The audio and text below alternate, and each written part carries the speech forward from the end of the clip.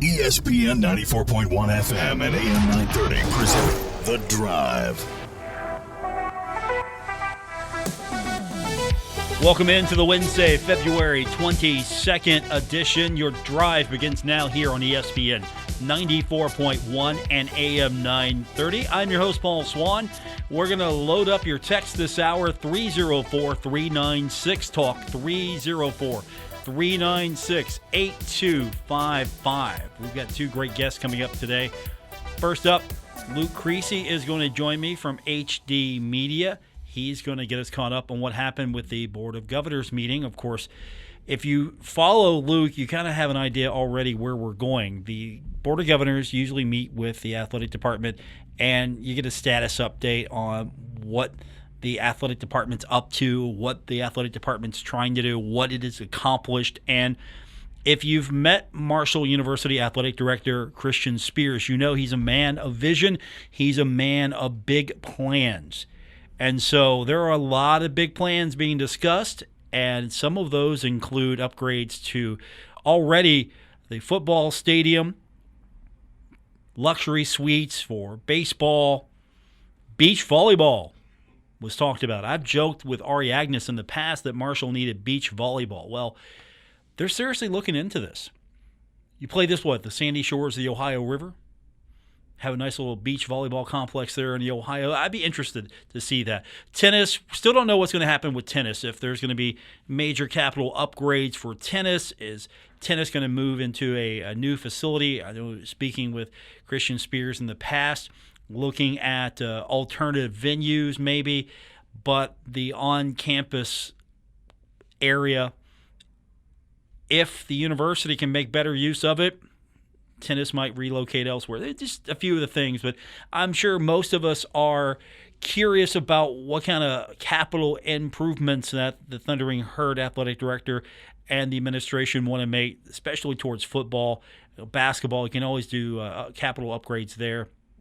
I remember the push used to be for a brand new arena years ago, talking to then Marshall athletic director Mike Hamrick. He wanted a brand new facility. He wanted a new arena.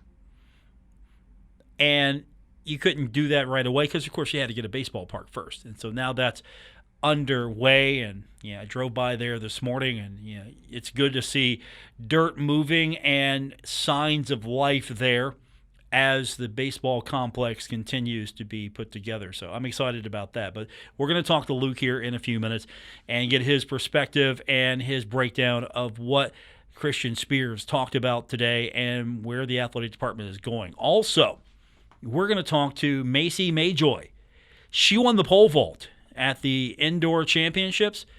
3.99 meter vault. That was the best of the event. She is the first conference championship winner in the Sun Belt Conference era. So she gets the first championship. Individually or team, she gets the first one. So she's going to join us here about 5:30 on the program. And as I mentioned, we'll get your text in. Of course, we do that all the time at 304-396-TALK, 304-396-8255. Looking forward to hearing from you. And by the way, don't forget, something else is happening today. We got Marshall basketball. Thundering Herd in action on the road, taking on the James Madison Dukes. So the Herds in Harrisonburg, Virginia, as we speak. This is an important matchup because Marshall is trying to solidify its spot. There's a slim chance. It's still a possibility. It's not yet been ruled out. If Marshall wins out and Southern Miss drops one of the next two, Marshall can be the 1 seed going into the conference tournament. So this is important. You got to do your part and hope that Southern Miss drops one. James Madison would like to spoil that a little bit, but if the Thundering Herd can get a win, Marshall should be good for at least third, not having to worry about that 4 spot. So third, I think, is going to be locked in no matter what if Marshall wins tonight. Now you're trying to get to that 2nd spot and hang on to that and possibly if Southern Miss loses, you can occupy the top spot. So we'll definitely talk about that later. We're going to have that game for you here on ESPN 94.1 and AM 930. And, of course, you can listen to it as well on 93.7 The Dog. And something else to keep in mind. Take your radios with you. If you've got a portable radio, and if you don't, shame on you. You need to get one. Marshall women are in action tonight, senior night, at the Cam Henderson Center. And so that starts at 6 o'clock. So if you want to listen to the game tonight while you're watching the game, you can take your radio with you, or you can download the streaming app. It's real easy to do. And the best way to do it, if you're not sure, is you can go to our website at wrvc.com, and you can click on the link, and that's going to take you right to the storefront that corresponds with your device. Or you can search for ESPN 94.1 and AM 930 on the App Store. And if you follow me on Twitter, open up your phone, go to my profile, and I've got the link right there in my profile. You can just click on that and go to the link to get your app that you need, and you can listen to the game. And while you're at it, grab the one for 93.7 The Dog as well. Make sure you have both of them, because there are going to be some times where we're going to have a conflict and the Marshall game's only going to be on 93.7 The Dog. It's very rare, but go ahead and get that app as well, so you're covered both ways. You can always listen to the Herd game no matter where you're at, and I still prefer the old-fashioned way, though. I still have a pocket radio that I take almost everywhere with me, and it's still my favorite way to do it, as I'm slightly older than some, so I grew up on radio, and it's still my favorite way to listen to things. And so, we've got you covered no matter what. So let's get Luke Creasy on here after the break. We'll talk to him. He is, last time I checked in with him, he was on his way traveling to Harrisonburg, Virginia. I think he still might be on the road, almost there. We'll talk to him when we continue, and later on, we will speak with the first conference champion in the Sun Belt era for Marshall, Macie Majoy. That's coming up on this edition of The Drive, ESPN 94.1 and AM 930. This is The Drive with Paul Swann on ESPN 94.1 FM and AM 930. The Marshall men's team in action tonight. This is the final road trip of the regular season before the tournament. And the Herds in Harrisonburg, Virginia, taking on the James Madison Dukes. Welcome back to The Drive on ESPN 94.1 and AM 930. I'm your host, Paul Swann, and our next guest just wrapped up his drive to Harrisonburg, Virginia. He's going to have full coverage tonight for HD Media. He is also a good friend of mine and the 2022 National Sports Media Association Sports Writer of the Year. He covers the Herd for HD Media. He is Luke Creasy. How you doing, buddy? Good. How are you? I'm good. You just wrapped up the road trip. You are getting situated. You probably just hit the parking lot as we speak, right? Yeah. We just rolled into Harrisonburg, getting ready to cover the Herd tonight, and should be a fun matchup. I had a feeling that earlier in the season, when these two teams matched up in Huntington, that later on down the road, it would make things interesting, and it's certainly the case. So two of the top teams in the Sun Belt going at it here down in Harrisonburg, and ought to be a good one. Marshall 23-6, 12-4 in Sun Belt play, and did you think early on that the Herd would be right there, right in the mix for that top spot, or would you imagine that Marshall, pretty good team here, not so good last season, maybe be competitive, but they're still in the hunt for the championship of the regular season right now? Yeah, I think they've surprised a lot of people. When you look at where Marshall basketball was a year ago, 21 losses and really a lot of questions. And I think they've answered a lot of those throughout the season. So, it's been an exciting brand of basketball, and everybody's kind of playing in a natural position and knows their roles.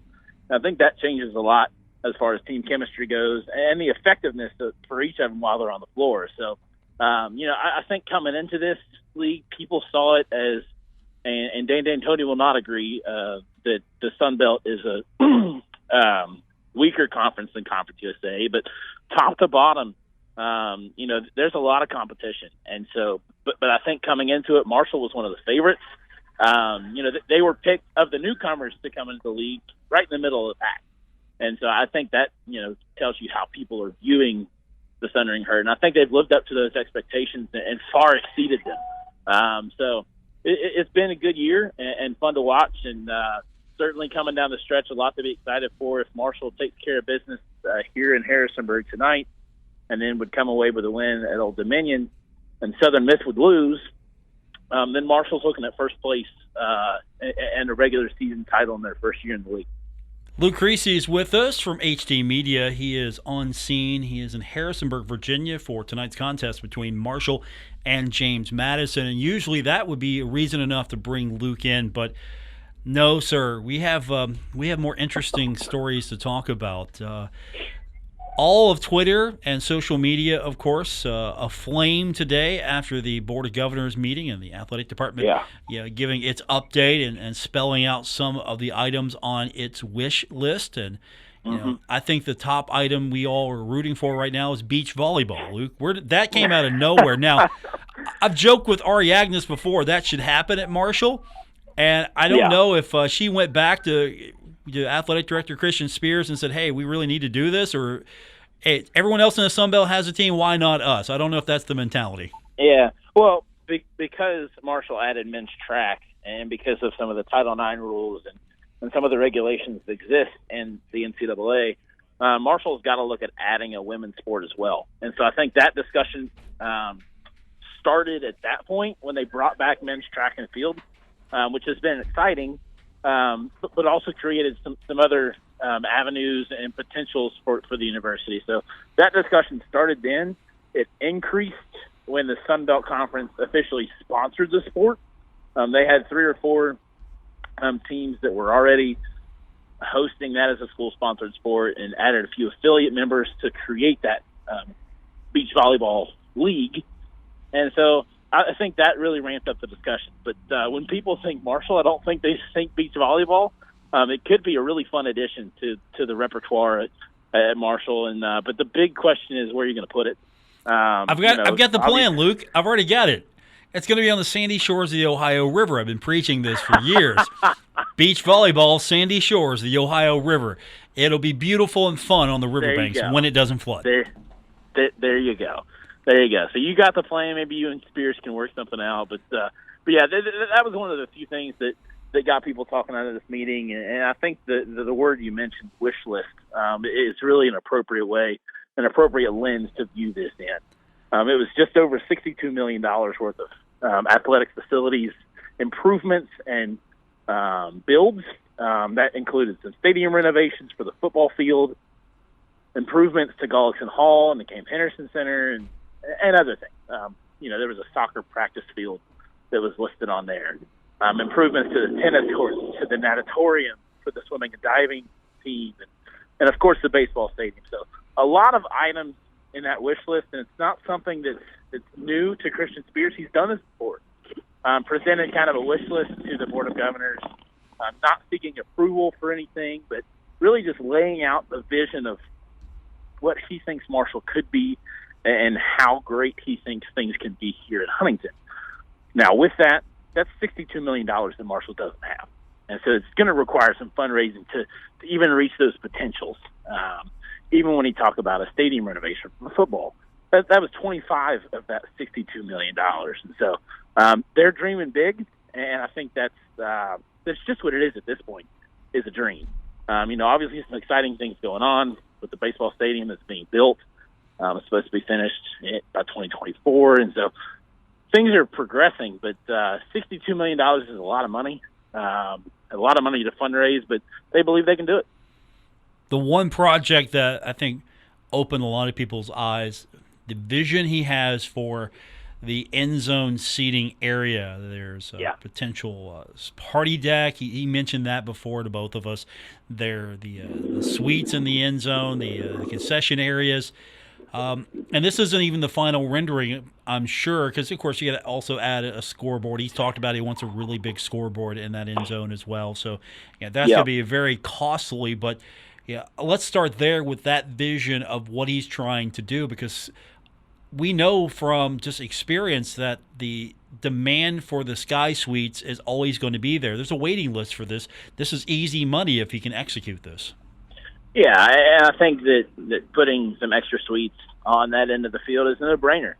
Yeah, I think, he's had the benefit of looking around the Sun Belt and seeing what some of their stadiums offer, and has really taken some ideas from that and kind of adapted them. But certainly, that rendering, Spears said it himself during the meeting. It's just that. It's a conceptual visualization of what he hopes to be able to accomplish in some form or fashion. So it's not, that rendering that's out there looks exciting.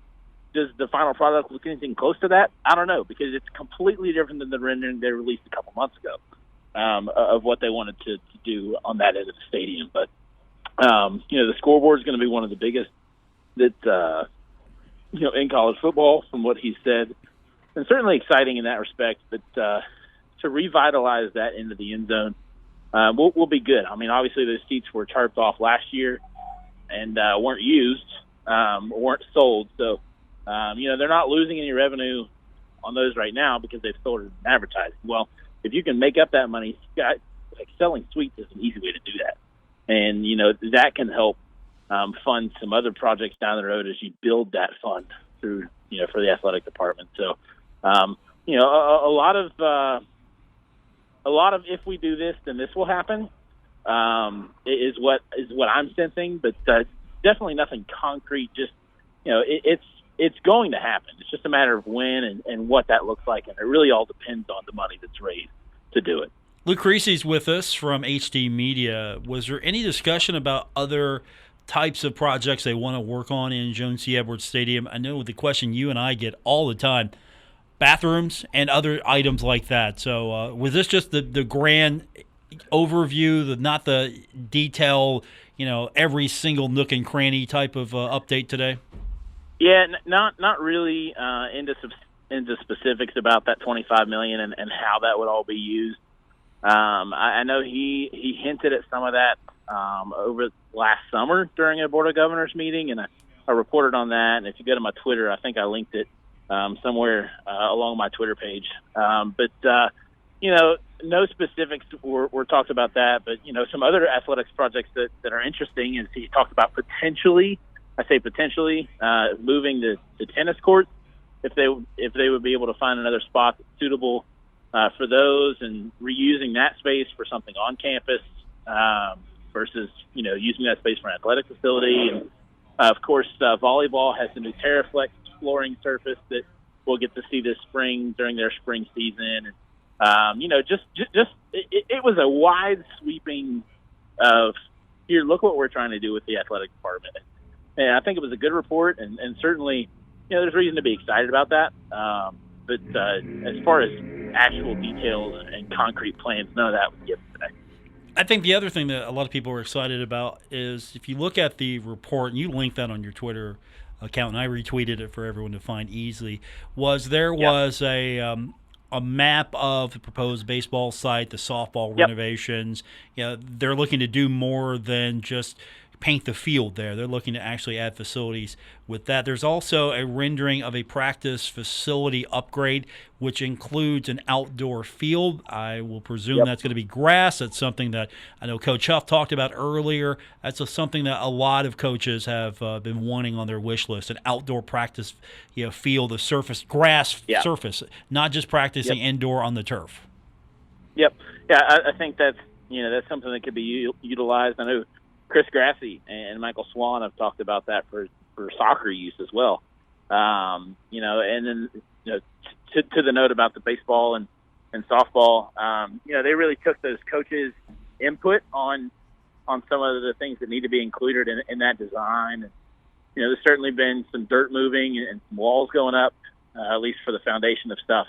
They're over at the proposed baseball site. So certainly exciting. Things are getting done, and I think that the more that project moves along, that baseball field was on a 15-month contract to get built. So I think the closer it gets to that completion date, the more excitement is going to be built around that program, and it should be, a good facility. I know they've talked about building it in phases, and that's going to help as far as fundraising is concerned. You don't need the full amount right now. You can get by with creating the field, giving people somewhere to sit, and then expanding on it in future. So I think they've laid the groundwork for an exciting few years if even half of this stuff comes to fruition.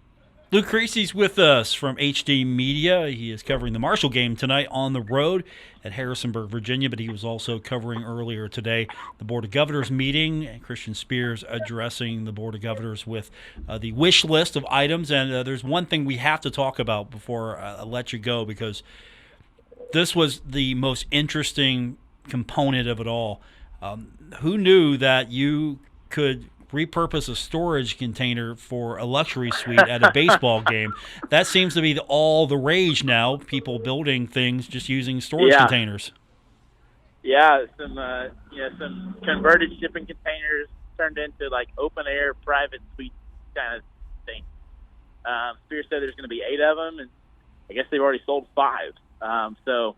Without even trying to advertise it. So, it goes back to what you were saying, like those seats are going to be popular and in high demand. And I think once this stadium gets built, it's going to be a hot ticket no matter where you are in the ballpark. Luke Creasy is with us. We need to talk to Spears before he gets too far in his build here. Make sure the media have a really nice area. We need to talk to him now. Maybe we get you and I get a shipping container. That'd be fine. I like it. It looks nice. There's a grill with it. TV. There's I know. Some. I kind of want one for my backyard. It tempted me to buy a shipping container this afternoon, but I didn't do that. Let's talk to the big man. Once you get back off the road trip, we'll talk to the big man about this. Yeah, sounds good. Paul. Luke Creasy's with us. Don't forget, you can follow him on Twitter. He is covering this one tonight. He's going to be courtside. You're going to be somewhere in Harrisonburg, Virginia, as you cover Marshall and James Madison. A must-win for the Herd.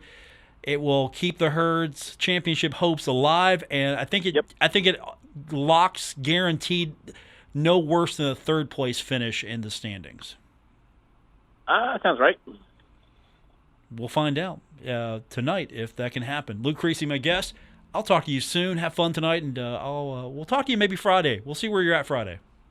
All right, buddy. Appreciate it. That's Luke Creasy. He is covering the game tonight for HD Media, so look forward to reading his post-game wrap-up after it's all done. And don't forget our post-game, where we will hear from the head coach, Dan D'Antoni. Hopefully it's a victory. Hopefully we are talking about Marshall potentially playing for a Sun Belt Conference regular season crown on Friday. When we come back from break, we are going to speak to the first ever Sun Belt Conference champion for Marshall Athletics, Macie Majoy.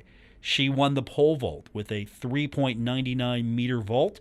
She joins us next here on ESPN 94.1 and AM 930. This is The Drive with Paul Swann on ESPN 94.1 FM and AM 930. Welcome back. It's the Wednesday, February 22nd edition. The Drive is on ESPN 94.1 and AM 930. Now, when we went off air yesterday, we were still waiting to see the final results from the indoor championship, Sun Belt Track and Field. And guess what? To our surprise, we got a winner. Macie Majoy is with us now, and she won the pole vault with a 3.99 meter vault. And she represents the first conference championship won for the Thundering Herd in the Sun Belt Conference era. She joins us now on the phone. Macie, congratulations. Thank you so much, and thank you for having me. It's a pleasure. I'm excited. You got the first ever championship, not just for track and field, but for all of Marshall athletics. You're the first one ever to win one in the Sun Belt Conference. What does that mean to you? It means the world to me. It's very exciting. This is my 5th year, so it's my last year, and first year in the Sun Belt. So I'm excited to be a part of it. Really, it's been awesome. So take me through that final vault. Did you feel it going into it? Did you think, okay, this is going to be the one? What was that like as you were going through that? I go to every meet with an open mind. I never really set like a height for myself. I more just go in and have fun. And that's what I did. I went there and I'm like, you know what? My last indoor conference championships, I want to go out there and have fun and leave it all on the track. So that's what I did. I just gave it all I got. And yes, I'm very grateful. So you just went out, did it. You were going to have fun no matter what. And then when they told you what your vault was, and then when they told you you were the champion, what was the first thing that went through your mind? Excitement. I've been wanting this since I was a freshman. I've always wanted to win a conference championship, and I'm so honored to be the first Marshall athlete to win a Sun Belt championship. It didn't really hit me at first. It didn't feel real, but when I stepped on that podium and got my medal, that's when it felt surreal, and I'm very blessed for sure. What was it that attracted you to the pole vault, or made you want to run track and field in the first place? And was it something you excited for as a kid, or was it something you came to late in your life before you came to Marshall? Yeah, so I've been pole vaulting for 10 years. I started when I was 13. I'm 23 now, and my cousins did it, and they were actually very good at it. And I was like, you know what? Like, my cousins are good at it. Maybe I could pick it up and be good at it as well. It's funny, actually. My cousin Macie Majoy, he holds the high school record, like at our high school, and I hold the female record. So on the record board, it says M. Majoy for both the male and female. But yeah, so I got into it because of them, and my parents didn't want me to do it, which made me want to do it even more because they thought like it was very dangerous. But I wanted to prove them wrong, so, and then it ended up working out. So, yeah. So what was the conversation like when you told them? Did you say, I told you so, or was it just, yeah. What was the conversation? It's funny because I just love, I love my parents. I love proving them wrong. And I was like, I'm going to prove you guys wrong. And it's funny because my dad's chief of police, and I told him I wanted to pursue criminal justice, and he was like, well, you did good in pole vaulting, so I'm not going to argue you pursuing criminal justice. What'd your mom say? She was the same, she was more worried about my safety more than anything, but she loves my prove her wrong though. So I think she kind of did it on purpose to be like, hey, Macie, you shouldn't do this, because she just wanted me to prove her wrong. So I'm going to presume they were the first people you called. Then you called your cousin, right? Or have you talked to him yet?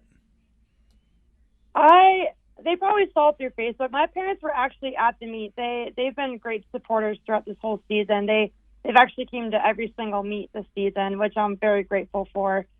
So yeah, they were there in person, watching the whole thing. So they were very excited for that. What about your teammates? It's been a long time coming to have someone medal again, hit that podium, and what was the excitement level like, knowing that you've been there for a while, and it feels as if track and field's getting better and better every year at Marshall, and now you've got a gold medal to maybe build off of for the next group of pole vaulters that come in. Yeah, my teammates were very excited for me. I'm also very proud of them. They all did great out there. And I really think it will set an example for them for the future and maybe push them to strive for that, because it shows like if you put your mind to something, you can do it. And I want them to all take that away from me winning this conference championship, that if they set their minds to it and put the work in, that they can do that themselves. You weren't the only Marshall athlete to medal. You were not the only one, but you were the one on top. So what was it like to have two Marshall athletes on the podium for pole vault? And you were top, of course, so you had to be feeling the best. Yes, it was very exciting. My teammate Diana, she's great. We have a great relationship, and pole vault's a struggle, like there's highs and lows, and I know she's been struggling a little bit this season, and it was just so awesome to see her go out there and kill it, and us sweep 1 and 2. I mean, it was just so much fun. It was an exciting atmosphere, and I'm very grateful to end my indoor season with us 1 and 2. So you were first with a vault of 3.99 meters. Yeah, Diana Goodman was second with a vault of 3.89.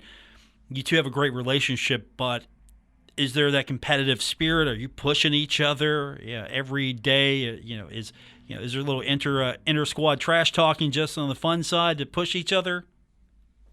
Oh yeah, we definitely push each other.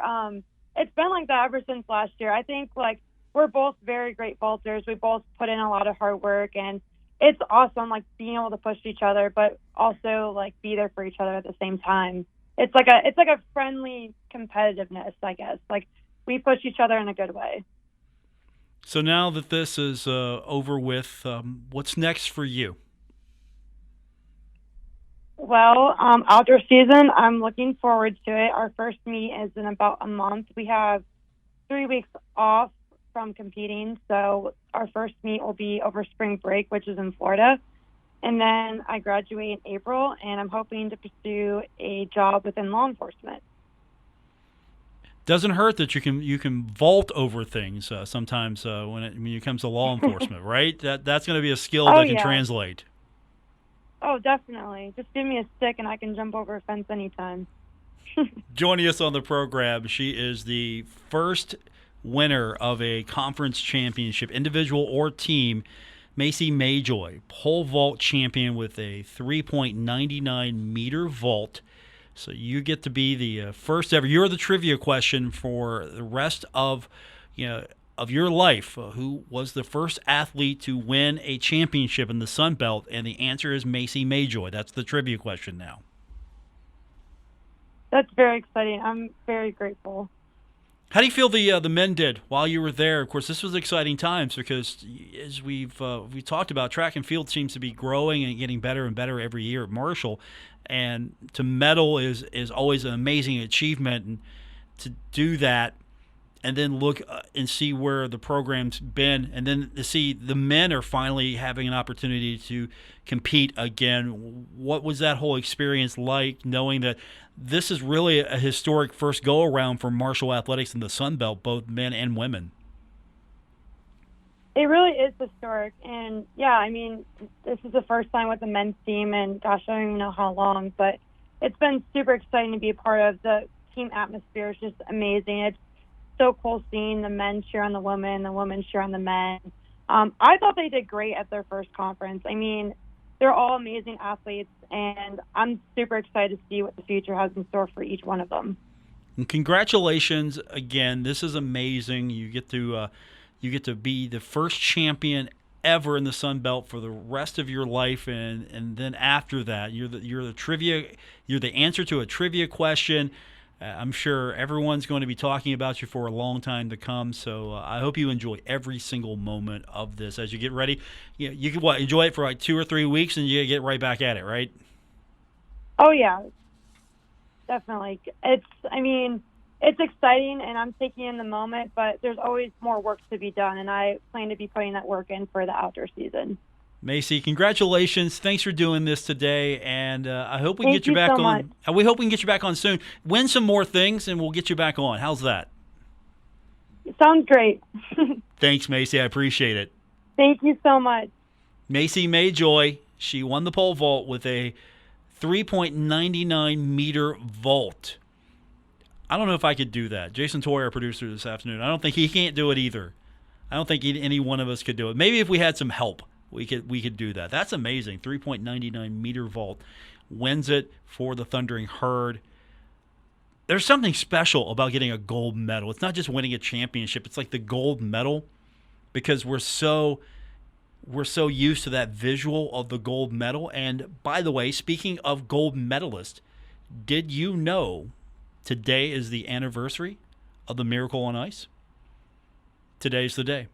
The upstart kids, the United States underdogs, beat the vaunted Soviet Union hockey team 4-3. And that wasn't even the championship. A lot of people don't realize that wasn't the championship. That got them to the championship. But the Miracle on Ice was what, pardon the term here, pole vaulted them to the gold medal game and the victory there. But today is the anniversary of the Miracle on Ice on Lake Placid beating a team that no one gave them a chance to beat. And so if you're a hockey fan like me, if you're just a fan of Olympic sports, today's a really special day. So if you haven't, this is cheating a little bit, but if you haven't seen the movie Miracle, I think Miracle is a really good representation of what that event was like. And if you haven't watched it, go rent it. It's a fantastic movie, and I think you'll get a greater appreciation for what that time period was like. Remember, we didn't get to see that live either. And so Al Michaels was one of the greatest calls of all time. Do you believe in miracles? Yes. And that's going to stick with a lot of people from this day, another 20 years, I'm sure, another 30 years. We will come back and get your text in, 304-396-TALK, 304-396-8255. More coming up. It's The Drive, ESPN 94.1 and AM 930. This is The Drive with Paul Swann on ESPN 94.1 FM and AM 930. Welcome back to the Wednesday, February 22nd edition, The Drive on ESPN 94.1 and AM 930. We got Marshall basketball coming up here in about an hour or so. Tip-off is set tonight for 7 o'clock. We've got the game for you. We go on the air with our pregame starting at 6 here and on 93.7 The Dog. So looking forward to that one tonight between Marshall and James Madison. Opportunity for the Thundering Herd to get the rematch and stay in contention for the top spot in the Sun Belt Tournament. We will take your text at 304-396-TALK, 304-396-8255. This was going to happen, but it's official today. West Virginia Governor Jim Justice signed the bill establishing November 14th as an annual Memorial Day for the Marshall University plane crash. Justice said he was a student at Marshall, and he said it was a sad day. So he was impacted about it, and he said that we should never forget. So that's official now. So the day will always be a official Memorial Day in the state of West Virginia. So that's I think that's probably long overdue in the minds of a lot of people here. You know, the event happened in 1970, and we're here in 2023. So it's been a long journey for a lot of people. Let's get your text in now, 304-396-TALK, 304-396-8255. We had Luke Creasy earlier on with us from HD Media. He was covering the Board of Governors meeting with Christian Spears, giving highlights, updates of the wish list. Beach volleyball came up, so a texter wrote in and said, Thundering Herd beach volleyball doesn't sound right with the thumbs down emoji. And you can respond to that at 304-396-TALK, 304-396-8255. I don't have a problem with it. I've joked about it for years with Ari Agnes. I said it needed to happen. She said she wasn't the coach for it. I respect that. But at the same time, I thought it should happen. And here, it's being talked about more. I mean, what are you going to do? What else can you add? Now, if I had my way, we'd have hockey over at Marshall. That's not going to happen. It should, but it's not going to happen. I need to talk to A.D. Spears about that. But beach volleyball, that would be a sport that I think would be affordable. If you're going to add a sport, you need to make sure that you're adhering to Title IX. You're making sure that there are equal opportunities. You bring back the men's side of track and field. Why not have beach volleyball? You got to find a place for it, though. Where would you put that? Would you put that on the Ohio River? Could there be a complex built where you could have beach volleyball played on the Ohio River? Have a few sandboxes? How would you do? What would you do? How would you make that work? That would be interesting, to say the least, to see if that's something that could be put together. I'd like to see it happen here. It's a fun sport. It definitely is one to watch in the Olympics. It's very competitive. It's not as carefree and fun as you think when you watch it. They're really good and very aggressive. It's quality volleyball. I enjoy it every time I watch it during the Olympics. So if you could have that, season round, it's something else. If it's something that you do on a, depending on when they schedule these things. Hey, what are we doing tonight? We're going to go watch the Herd play some beach volleyball. Okay. Imagine that. Imagine that's your Friday night.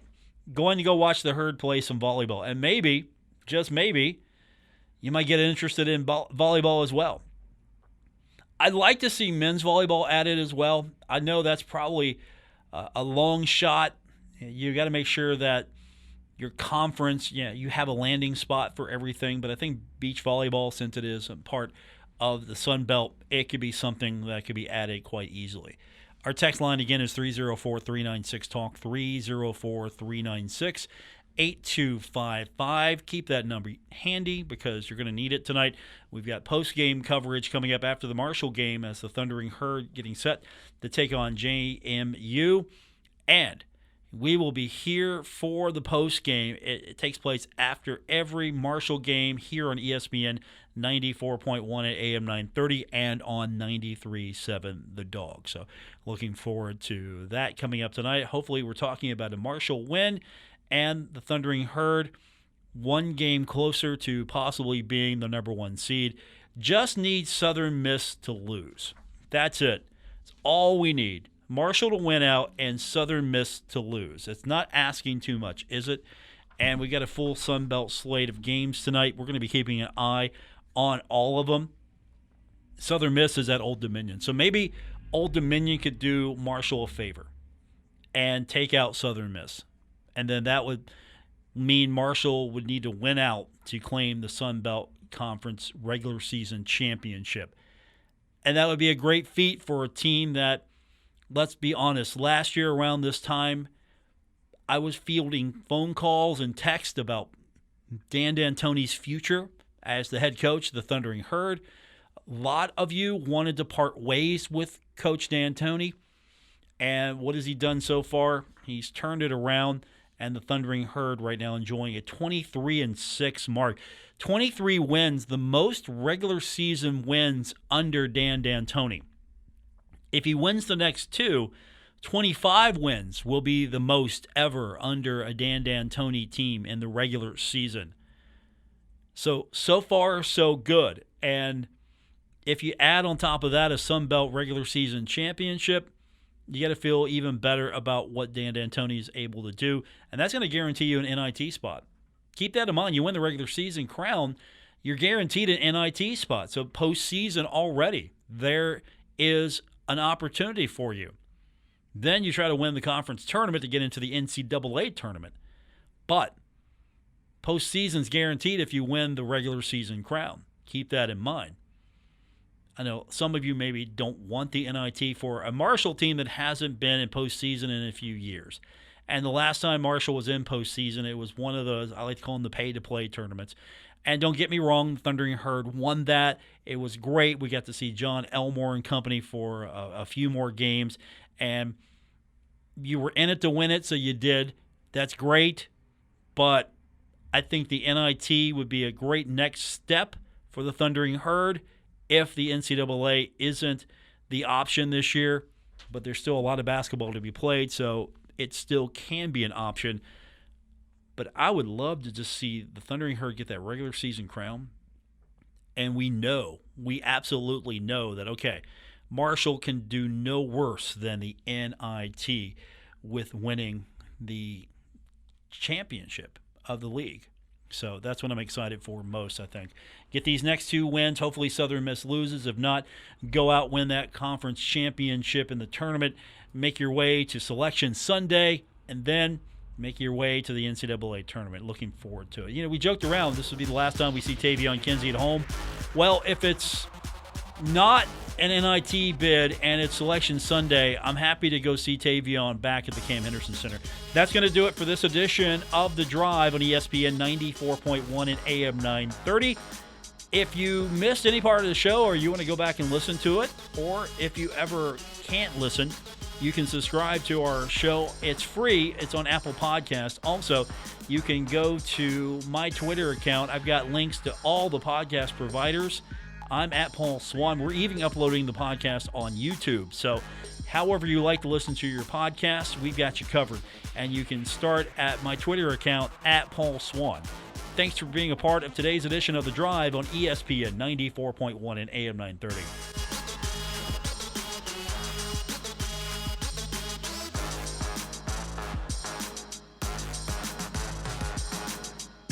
WRBC Huntington, W227BS Huntington, your flagship home of the Marshall Thundering Herd and The Drive with Paul Swann, ESPN 94.1 FM and AM 930.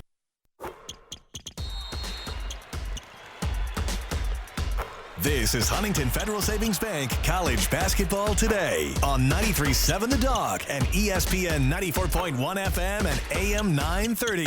Coming up, we'll get you ready for today's college basketball action with interviews, game breakdowns, scores, and more.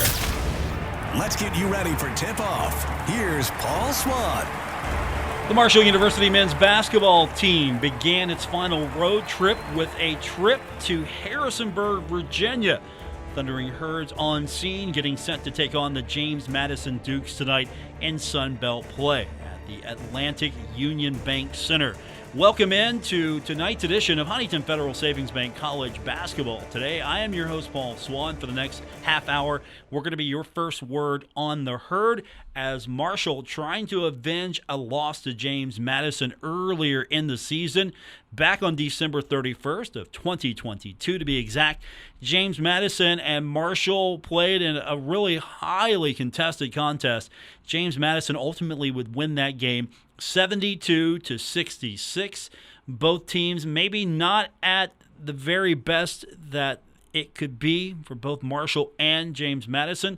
We're going to see probably a better Marshall team tonight go up against a better James Madison squad. I'm your host, Paul Swann. We are going to get you set for all the action tonight. Tonight is an important game.